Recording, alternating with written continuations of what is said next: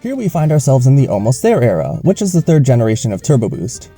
So far, I gathered a bunch of my Discord friends into a dev team to work on Planet Wisp, but the team quickly fell through, so I finished the level design mostly by myself. What came of it was a really beautiful, intricate level with way many more alternate paths than necessary, but I learned the way I wanted to go with level design going forward. I made Gameland, added a boost mode, made another Planet Wisp which didn't get finished due to my enlarging ambition and equally enlarging unsureness, and finally made another asset test palace to update everything and solidify everything with a small tweak to make slopes more friendly and the huge addition of homing attack. That is actually a lot, I'm not gonna lie.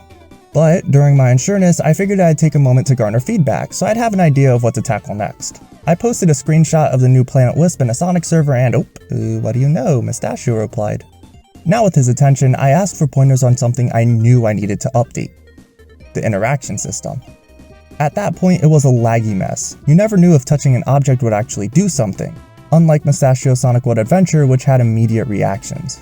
I asked what his method was for that, and he told me the method his programmer used. So from there, I went back to Asset Test Palace and reworked the entire Turbo Boost framework. With this fresh change, I realized I could add a couple more things to the game. I made these changes in what I dubbed to be the real Asset Test Palace. This included a few more assets like enemies and balloons, a sidestep and a stomp, slightly better acceleration, an update to the air dash, and I completely removed the automated light speed dash, got rid of the ball, and made one huge test level with callbacks to Sky Sanctuary and even my own Gameland.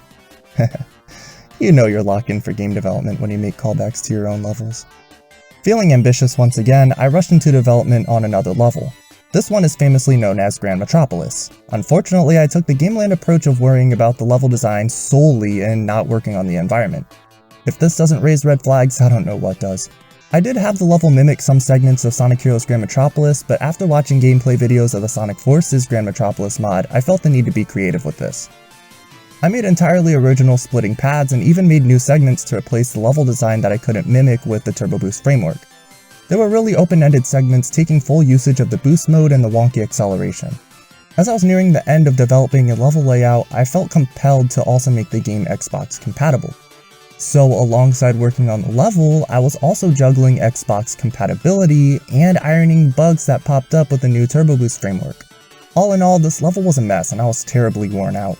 I decided I was done running in circles, so I wrote a list of things I needed to add and refine before moving forward. I went back to the drawing board with real Asset Test Palace, but this time I had a plan. I made a goal ring, refined Xbox integration and homing attack, and updated the animations a bit.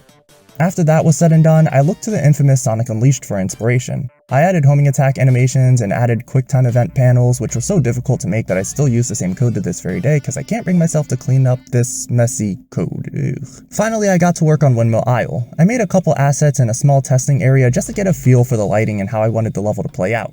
It ended up not playing out how I was hoping it would play out, but I digress. I enlisted the help of someone named Seth the Mysterious, or the Chicken Gamer for using their YouTube name, to help with structural assets like houses and that big church-like building. I'm still happy with how the environmental assets turned out. They captured the same sleek, minimal design that was in the UI. I mean, there's not much else your UI design can be when it takes inspiration from Sonic Forces, but When I actually got to work with the level design, I sort of settled with everything I did. The level layout was uninspired, and my attempts at breathing life into the environment turned out to be lifeless, unlike the way it turned out for Planet Wisp. Not actually knowing where to put my efforts turned the level into a jumbled mess of whatever. I even settled with not having the level be as long as I envisioned because I wasn't sure how to make it fun and organic.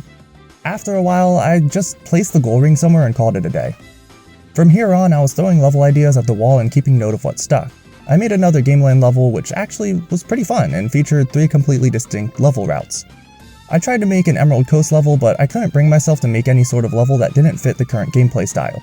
And that's actually something newer developers should take note of. Yeah, you can take inspiration from things, but if something doesn't fit the current gameplay style, whether that be levels or new mechanics, don't try to force that square peg into a round hole.